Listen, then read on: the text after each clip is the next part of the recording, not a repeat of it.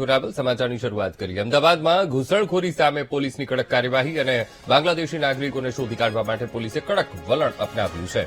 અમદાવાદ શહેરમાં ક્રાઇમ બ્રાન્ચે મોટો સપાટો બોલાવ્યો અને ચંડોળા તળાવ, ગુલાબનગર અને દાણી લીમડામાં કોમ્બિંગ હાથ ધરાયું. શહેરમાંથી કુલ 291 શંકાસ્પદ લોકોની અટકાયત કરવામાં આવી છે અને 131 લોકો બાંગ્લાદેશી હોવાની સત્તાવાર રીતે પુષ્ટિ પણ થઈ ગઈ છે અને અન્ય 160 શંકાસ્પદની ઓળખ અને અન્ય પુરાવા અંગે પૂછપરછ પણ ચાલી રહી છે. તો મહત્વપૂર્ણ કાર્યવાહી અમદાવાદ શહેર પોલીસ દ્વારા કરવામાં આવી છે. અમદાવાદમાં ઘૂસણખોરી સામે પોલીસે આ કડક હાથે કાર્યવાહી હાથ ધરી છે અને બાંગ્લાદેશી નાગરિકોને શોધી કાઢવા માટે પોલીસે કડક વલણ અપનાવ્યું છે. ત્યારે જણાવી દઈએ, અમદાવાદ શહેરમાં ક્રાઇમ બ્રાન્ચે મોટો સપાટો બોલાવ્યો, કોમ્બિંગની પ્રક્રિયા હાથ ધરી.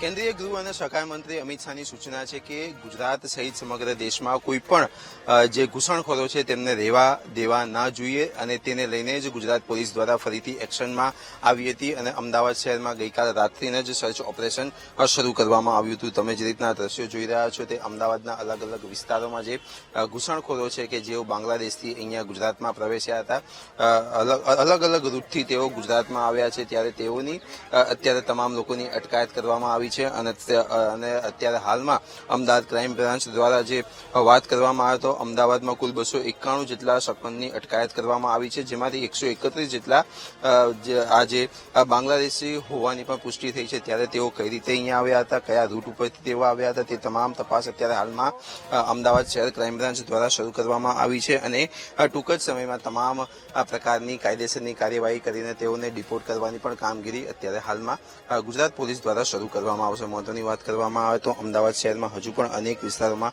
બાંગ્લાદેશી હોવાની પણ શક્યતાઓ છે. ત્યારે આ શક્યતાઓના આધારે અમદાવાદ શહેર ક્રાઇમ બ્રાન્ચ દ્વારા વધુ તપાસ હાથ ધરવામાં આવશે. આ સાથે જ ગઈકાલે રાતથી આ ઓપરેશનની શરૂઆત કરવામાં આવી હતી. આજ વહેલી સવાર સુધી ઓપરેશન ચાલ્યું, જેમાં 131 લોકો બાંગ્લાદેશના હોવાનું સામે આવ્યું છે. ત્યારે અમદાવાદ શહેરમાં વધુ પણ અન્ય વિસ્તારોમાં પણ સઘન તપાસ કરીને જ્યાં ખૂણામાં જ્યાં બાંગ્લાદેશીઓ છુપાયા છે તેઓને ગોતી કાઢવામાં આવશે.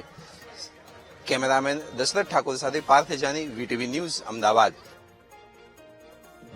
ઓપરેશન ડેલ્ટા હન્ટ ચલાવવામાં આવ્યો. એમાં અમદાવાદ સિટીમાં સીપી સાહેબની અધ્યક્ષતામાં કાલે રાત્રે એક મીટિંગ થઈ હતી. એમાં 30થી વધારે ટીમો બનાવવામાં આવી હતી, જેમાં મુખ્ય crime branch, EOW, SOG, cyber અને 10 જેટલી સ્થાનિક ટીમો પણ હતી. અને આ ઓપરેશન કલ રાત્રે 8 વાગ્યાથી શરૂ કરવામાં આવ્યો અને સવાર સુધી અમદાવાદ સિટી પોલીસ 300થી વધારે શકમનનો પકડી લાયા અને એની જ્યારે પૂછપરછ કરવામાં આવી તો અત્યાર સુધી 166 જેટલા બાંગ્લાદેશી પ્રસ્થાપિત થયા છે. આ લોકો પાસે ઘણા બધા પાસે ઇન્ડિયન આઈડી છે, એમાંથી વધારે મહિલાઓ છે અને આ લોકોએ ગેરકાયદેસર એજન્ટ મારફતે અહીંયા આવેલા હતા. ગઈ વર્ષે પણ સીપી સાહેબની માર્ગદર્શકમાં ક્રાઇમ બ્રાન્ચે અને બીજી એજન્સી જો ઈઓડબ્લ્યુ હોય યા સ્થાનિકે 465 જેટલા બાંગ્લાદેશીઓનો ડિપોર્ટ કરવામાં સફળ થયો હતો. અને આ વખતે પણ હું માનું છું કે અત્યાર સુધી 166નો આંકડા આવી ગયા છે અને 150થી વધારેની પૂછપરછ ચાલુ છે. તો લગભગ મને વિશ્વાસ છે કે આ 200થી વધારે બાંગ્લાદેશી અહીંયા જો પકડવામાં અમદાવાદ પોલીસને સફળતા મળશે અને આ ઓપરેશન ફક્ત 1-2 દિવસનો નહીં, કોન્ટિન્યુઅસ ચાલુ રહેશે. અમારી પાસે ઘણી બધી લિસ્ટ છે અને અત્યારે જો પૂછપરછમાં એજન્ટોનું નામ મળ્યા છે અને એવા આંગળીયાનું નામ મળ્યા છે જો પૈસામાં ત્યાં બાંગ્લાદેશ મોકલતો હતો, એના પાસે પણ અમે માહિતી મેળવી રહ્યા છે. ઘણા બધા બાંગ્લાદેશીઓ જ્યારે ઓપરેશન ચલાવવામાં આવ્યો આ રેલવે સ્ટેશન ભાગી ગયા હતા, ત્યાંથી થોડી પકડવામાં સફળતા થઈ છે અને ઘણા બધા અહીંથી બાય રોડ અને બાય બસ અહીંથી જતા રહ્યા છે. વેપારમાં સંડોવાયેલા હતા આ લોકો મોટાભાગે.